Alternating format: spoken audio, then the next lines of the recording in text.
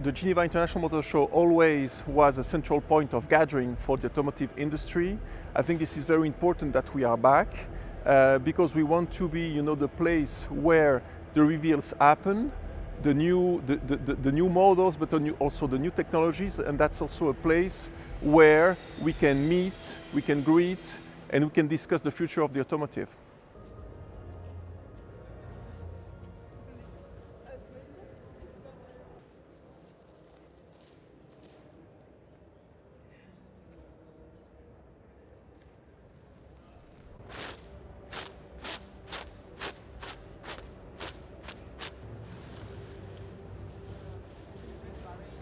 We prepared this show for more than 1 year, and we have been through, it was really a roller coaster. So we had big groups that register and then they cancel their registration. So I think it's an image of the situation in the industry.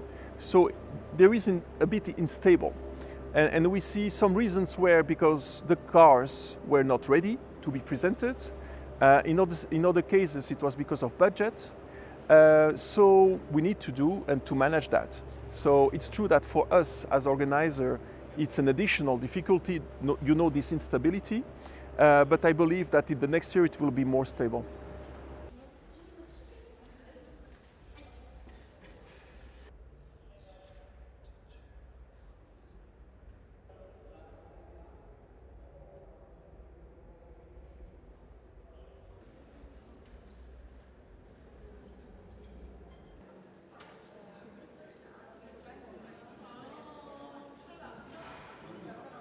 I think a lot of manufacturers are questioning the worth of traditional motor shows in this day and age. It's very expensive to attend a motor show, and even with the measures that GIMS, the Geneva International Motor Show organization, has put in place to make it more accessible for manufacturers with plug and play show booths and various other initiatives, it's still a question of where is the money better spent? Because even if you have the biggest reveal at the Geneva Motor Show, you're still in contention with a number of other manufacturers doing the same thing. You might not get the cover of the weekly car magazines the week after because there are 7 or 8 other cars vying for that position. And just getting the ear of the journalists is always going to be trickier at an event like that. They're rushing around speaking to 20 people. And if you want to convey your message, perhaps it's better to do it at a standalone, bespoke event in your own time and on your own terms.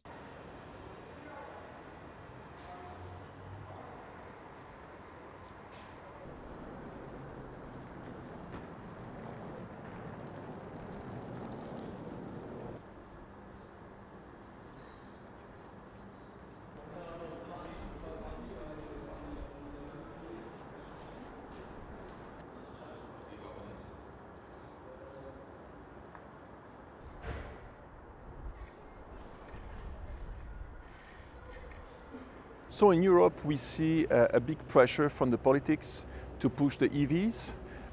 I think the response of the market is a bit different.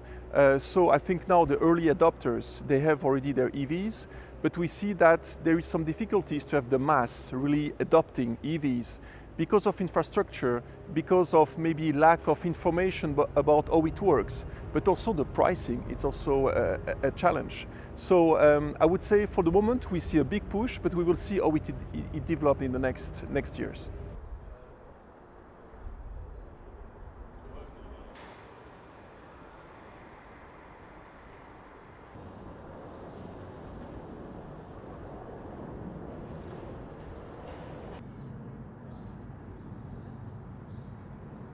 You could almost look at this as the motor show of the cheap car, the car you could genuinely put on your driveway for less than £30,000. The highlights that we're talking about at this stage are the new MG3, which is a full hybrid super mini. We think it's going to be about £20,000.